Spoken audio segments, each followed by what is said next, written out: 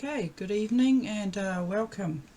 I think I'm starting a teensy bit early, 1 minute early, but you know, got to be on time. So I will start by just telling everybody about Azalea.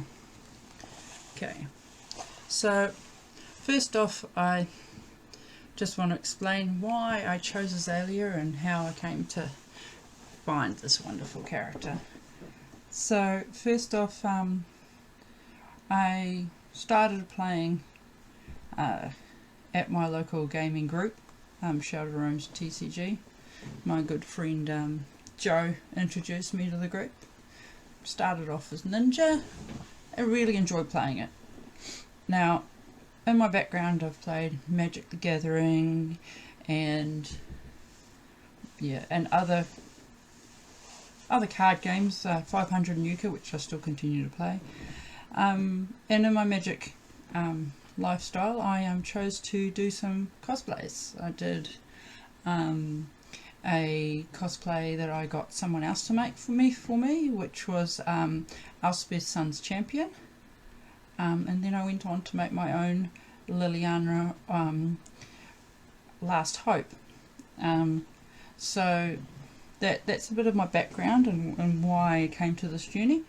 And then I got to the point where I was playing Fab, really enjoying Katsu, quite fun. And then it came to preview season. So in preview season they were showing us all these really cool characters, and even before I knew her name, there was this dark character with a bow, and I was like, I think I want to be her. I just really do. So I went along and I got as much information as I could, all the pictures and things that I could to make this character. So this is it. Oh, one back. So I decided that I was going to make the character, and I got started with a bow because I figured, just like Azalea, who found discarded pieces from Matrix and made her own bow, I could do that. But I didn't contemplate how hard the unique shape of the Death Dealer was. But I did have a compound crossbow, a child's one, so be it, to get the idea of how it would look, so it actually looked like it went realistically. So yes, so that's how I started. I started with the bow. Spent a lot of time doing sketches and drawing to try and work out the proportions. As everyone knows, the centre of the bow is really important. It's where you're holding, it's got to be comfortable. So I just set about drawing the parts of the bow that I thought might be difficult. So that's that bit there. It's just there's a lot of planning that goes into making these things. So because I'm not a very great fabricator, duct tape's my best friend. I chose to make some duct tape armour. So this was great. It came out, you'll see what it looks like later on, but this is just the first stage. I cast it from an existing armour that someone made for me for my Elspeth's Son's Champion costume. So I kind of did an overlay on the existing armour and kind of just did a lot of layers, and then just built up till it was thick enough so that it had a good base and it would just hold the shape. I'm actually looking into a new and improved version of the armour. I feel the rest of my costume looks pretty cool, but I'm going to work on doing a bit more with that particular part of the costume. So the bones of the Death Dealer, I work in an emporium, and we had some court flute come through, quite a bit of it, and I decided it would be good for making the base of my bows. So this very centre of the Death Dealer is 2 sheets of signboard core flute. As you can see here, there is also the red liner base. I'm quite far on that, but it's not yet finished. I'm having issues with the stability. So with the stability of the shape, because unfortunately, because it is more fine lined, there is a lot more weakness in it. Yes, it will be 2 pieces, but it needs a bit more work. I'll just place that in there.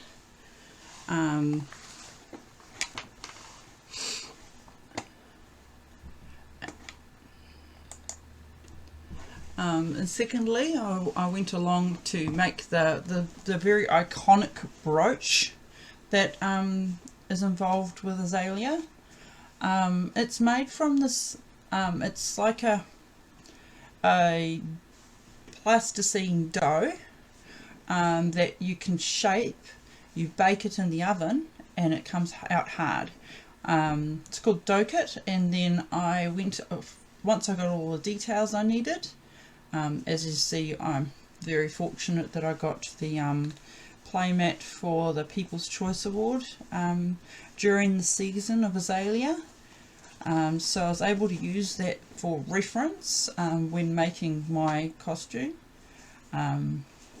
So yes, I was able to do that, and then I painted it, so it needed a silver overlay just to make it look more realistic, and then attached it to the cape. So this is the finished item of the clip that goes on the front of the cape, and the bow, the Death Dealer.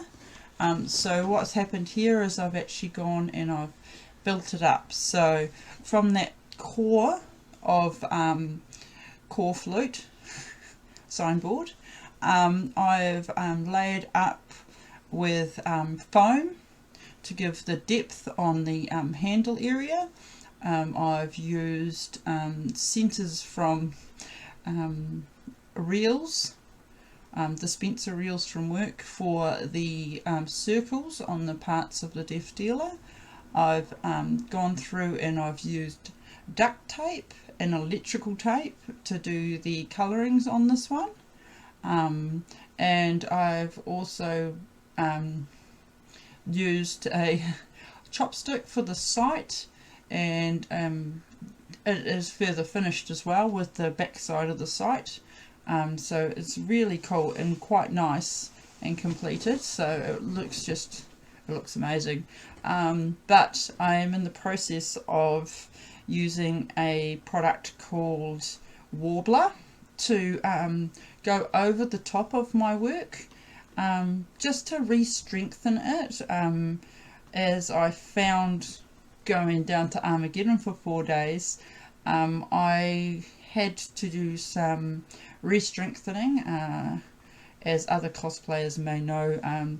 Chopsticks, super glue, duct tape, all those things are your best friend when you go to a con, and I had to do a bit of running repair unfortunately, on my bow, but this is where I discovered NZ Warbler, and they were so helpful, and I was able to do running repairs well at the con. And I highly recommend thermoplastics. They are a little bit more expensive, but the strength on your props, it just makes a big difference. And here you can also see my bow. The bow I made from some dowel, and the point is also made from the same dough kit, the oven hardened clay, and I've done a technique that I thought might have been more known to Azalea as being a ranger, where you are running a string around the arrowhead and up to where you'd have your feather flight in, so that it is actually effectively held in by the binding. Next photo. Right, so this is where I've got a few bits and pieces to point out. So there are a couple of items that I had to purchase. So I did have to purchase the leggings and the leather belting and some fingerless gloves.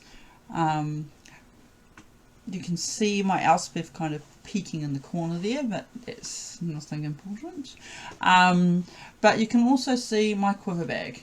So because there were very little resources on the quiver bag, or the quiver, I'll call it is a quiver, so I kind of went across as the premise again, that Azalea would have kind of scavenged all the resources to make it. So it's kind of a piecemeal of different leathers put together, and hand stitched, just to give it that look of authenticity.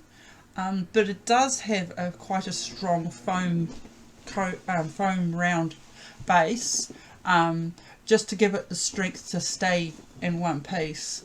Again, I have made a couple more arrows, but only one of my arrows has a head, is because when you go to Armageddon, you need to do a weapons check-in, and it's easier if I only have one that's pointed to check, so that's why I went along that line. You can also see here my cape. Now the cape actually was the first thing I made. I made it during our COVID lockdown in New Zealand, so I made that over a year ago, and it is, I'm actually really happy with it, because it's got that oversized hood. It kind of infatuates the feeling of how she would have had it to keep herself warm, kind of thing. Of course it's made from a thin material, because if anyone who's ever attended a con, they would understand, if you can make your costume lighter, you do. I've done the full foam, and that wasn't pretty. I've done the knee-high boots, and that wasn't pretty. You got to be careful and smart when you're going to be wearing the costumes for a long time. You will get warm, but it's best to, especially with shoes, get the best that you can, and build from there. So this is me all in my costume, all ready for Armageddon. This is a photo that many of you might have seen on the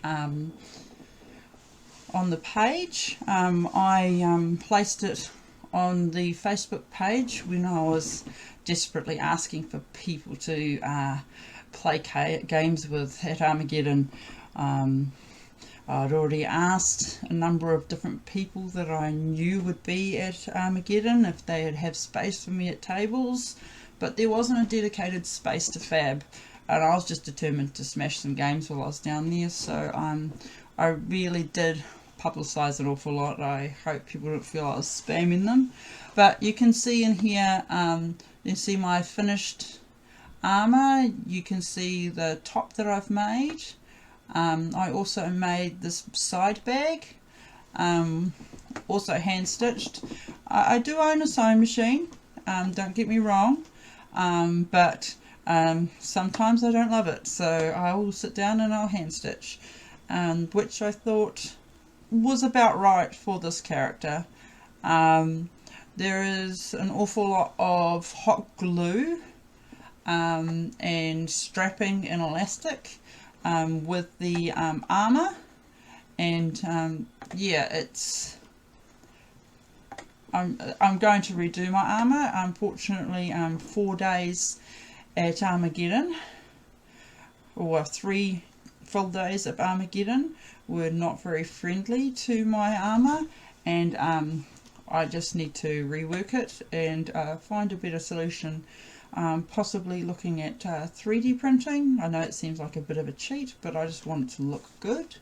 Or using the warbler to make a more substantial costuming. So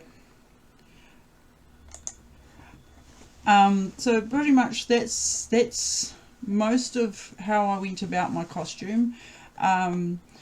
As I don't use traditional how do you say, materials, somewhat. I find, I know it sounds like a weird term to say, but duct tape can do anything. It's great for, it's used for making molds in the cosplay community. It's not tended to be used for actual costuming, but it's what I felt comfortable with, and the end result looked pretty good. And I hope people enjoyed seeing my pictures. Come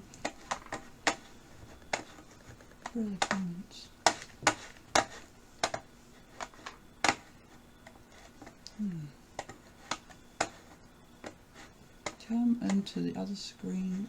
There we go.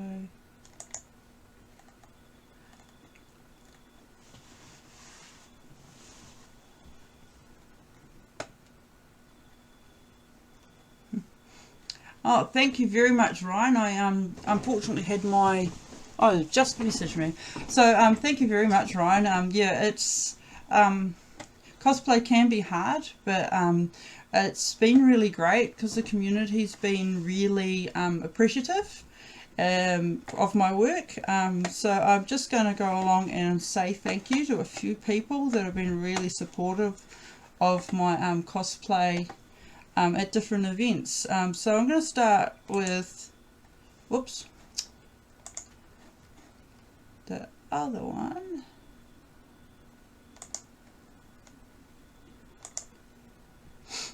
This one. Oops. So these are the boys from Session Blood.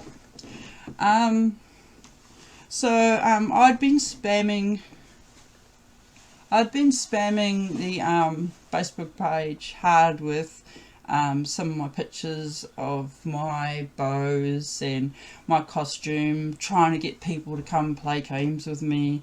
I was really bummed I wasn't finished in time to go down to Nationals. I think I was finished a week after.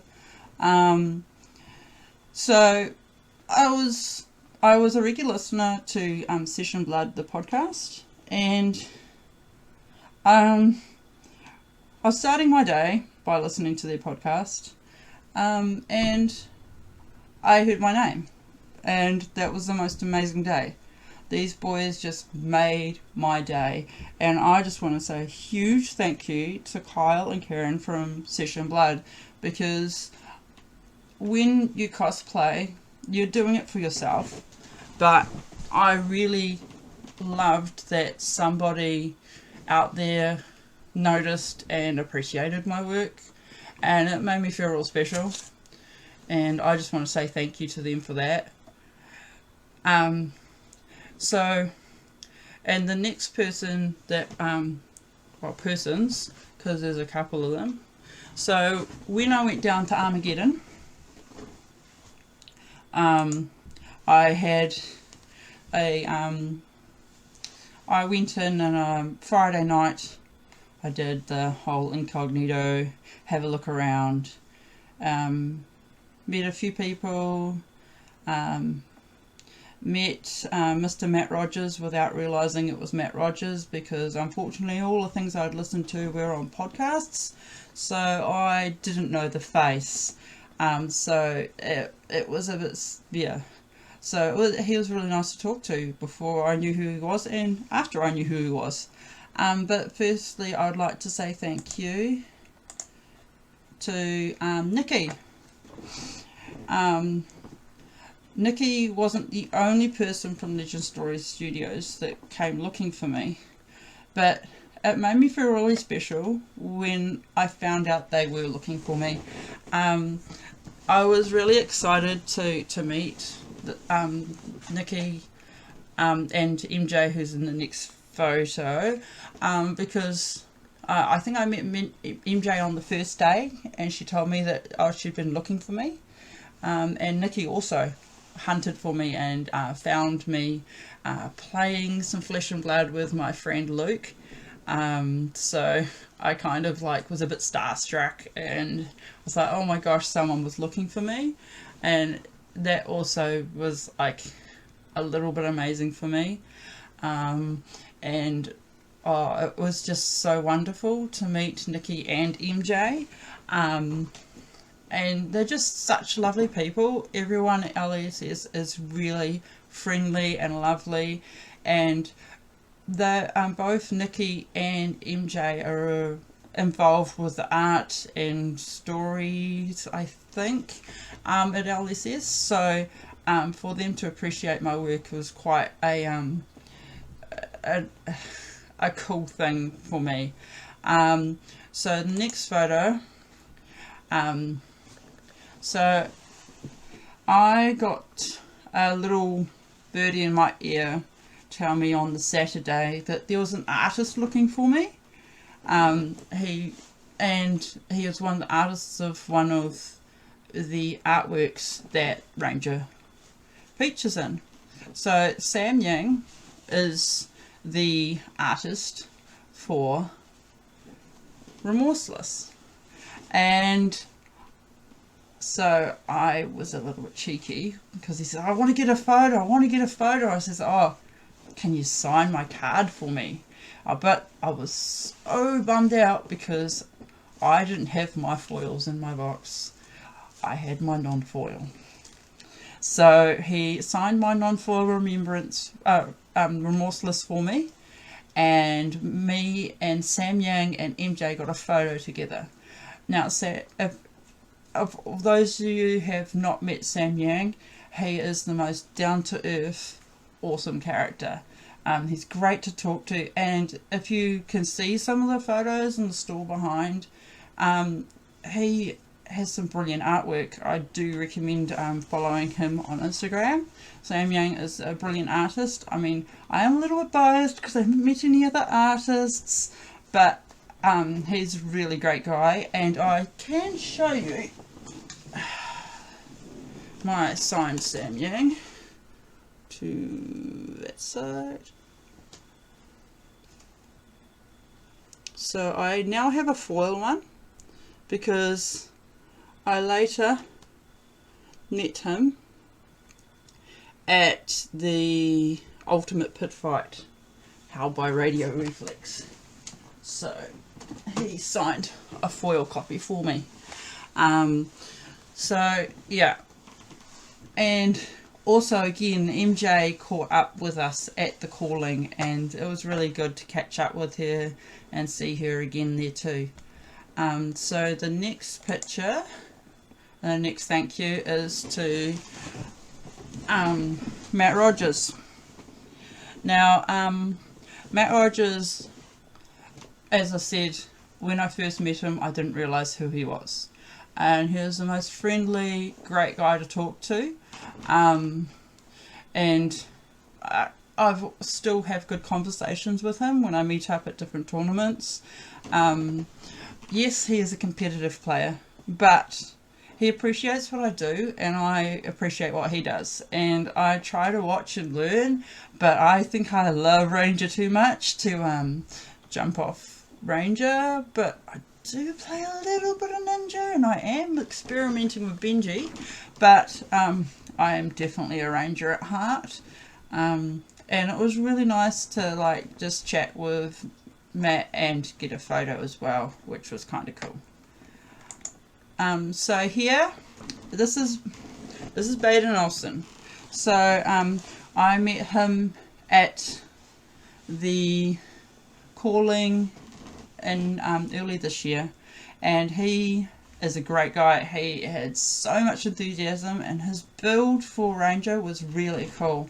And I just this is my young Azalea costume, of course, a little bit less armor, because being early in the year for us it's a bit hot, so I chose to do a pared down Azalea, a bit closer to the picture than the background here.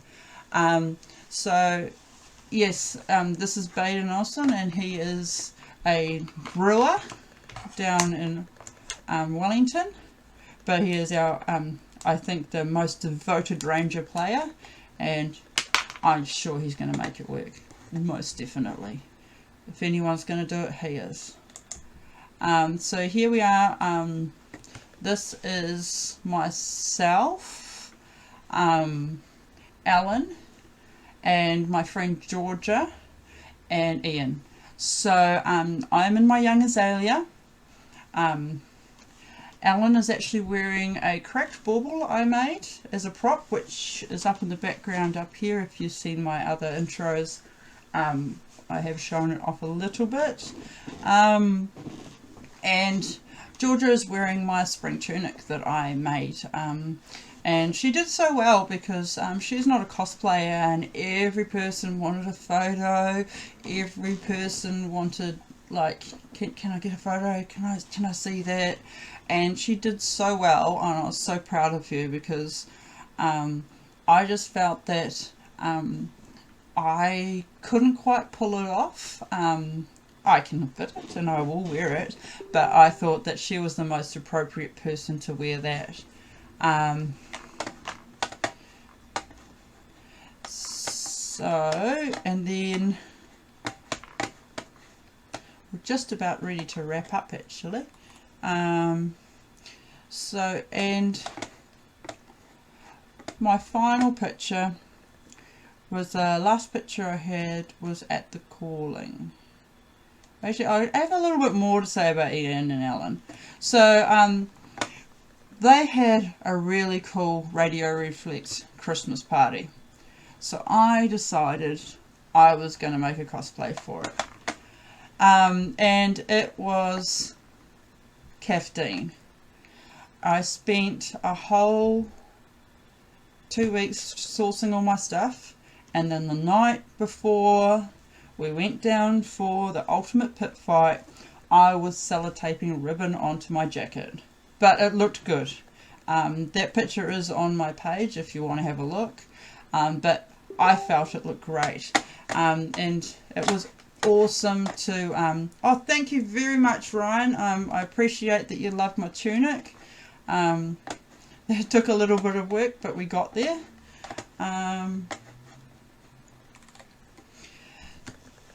So, and I came as Kathleen, and the most awesome thing was, I don't know if anybody's heard that Alan will quite often take his daughter to different events, and she's there.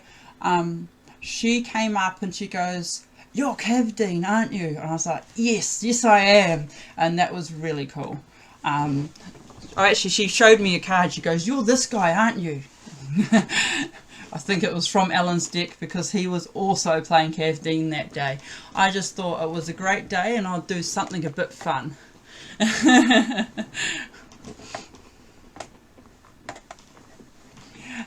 So, and the last picture is just a bit of a top off of my story. So this is me with the lovely James White. I felt well humbled. I had a good chat with him. So for the first couple of days of the calling, I wore my cracked bauble. On the first night, I actually saw Sam Yang and got to show him my cracked bauble, and he had only nice things to say, which was kind of cool. And I said to James on the second day, I think it was in between rounds when we had a little bit of a delay, I've got a little surprise for you tomorrow. And he goes, oh, well, I look forward to it. And also had a really good chat with him too. He, again, is another really down-to-earth person, a great guy to have a chat with. And he's always interested to hear people's experiences with Flesh and Blood. I think that's what makes him really special, is that LSS does listen to the players. So when we rocked up on the Sunday, my friend and I came in because we got changed. There was somewhere to get changed at the premise, and the appreciation from everyone was really great. We had a lot of people, shout out to the guys from Sushi Nights. They were really happy and loved the pictures and got pictures with us and stuff. Don't have copies of those pictures, otherwise I'd be sharing and appreciating them too. But we were so well appreciated. Unfortunately, Georgia found it a little bit hard because she hasn't cosplayed a lot. Because the calling was a lot of rounds, by round 6 I think she got out of the tunic because she just wanted to be able to concentrate on her game. She was playing a wizard deck, so it took a lot more concentration than the general day does. I went with my good old trusty ranger, unfortunately only getting one win. I got a bit of fatigue happening with my deck where I decked out, but it kind of was a really great experience, being able to cosplay and be so well accepted by the community. And I've just got a big thank you to all the players that were at the calling. We had great games and it was a really good experience, and they loved my work, which was kind of a little bit special. And it was also really special that James got to see our work, my work up close. My only regret was not taking Death Dealer down, because I think that it would have been nice to share that with him, and I might get a chance to in the future share things more. So why am I clicking? So that's about where we want to finish off. I am hoping to do a bit more content coming up. I've got another project in the works with all this lovely shadow and light coming up. My partner, who is a bit of a carver or woodworker, is going to help me to work on a new piece that I'll hopefully have ready and before the pre-release, so that I can kind of reveal it to all of you before I do my pre-release and pack opening. And I hope that everyone found this live useful, and just to let everyone know that cosplay doesn't have to be hard, and you don't have to do it all yourself. You just have to enjoy your character and be your character and do what you want to do. And if people appreciate it, it makes it all the more better.